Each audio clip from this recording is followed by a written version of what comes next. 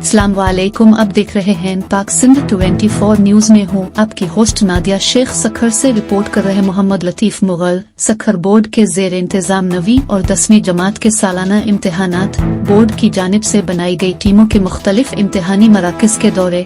मुतअद्दिद इम्तिहानी मराकज में सहूलियात का फुकदान।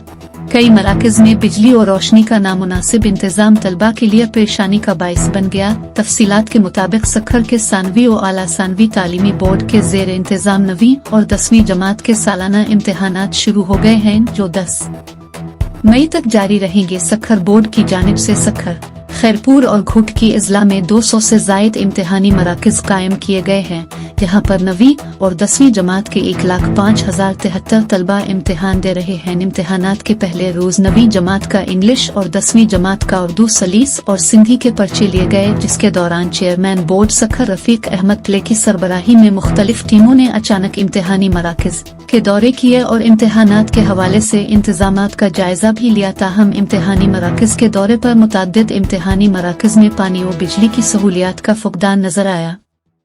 सखर के के स्कूल में कायम मरकज के मुतादिद ब्लॉक्स में बिजली और रोशनी का कोई मुनासिब इंतजामात नहीं थे। चेयरमैन बोर्ड रफीक अहमद प्ले ने दौरे के दौरान मीडिया से गुफ्तगू करते हुए कहा कि इम्तिहानात में नकल को रोकने के लिए सख्त इक़दामात किए गए हैं। नकल के हवाले से जीरो टॉलरेंस पॉलिसी पर अमल कर रहे हैं। उनका कहना था कि बोर्ड की जानिब से नकल को रोकने के लिए बोर्ड की 30 से जायद टीमें तश्कील दी गई हैं। सहूलियात की कमी के हवाले से सवाल पर चेयरमैन बोर्ड रफीक प्ले का कहना था कि बोर्ड इस तरफ तवज्जो दे रहा है के स्कूल के ब्लॉक्स में लगे बल्ब बिजली के झटकों की वजह से जल गए हैं। उन्होंने कहा कि सखर बोर्ड की जानिब इस बार कोई इम्तिहानी मरकज तब्दील नहीं किया गया है।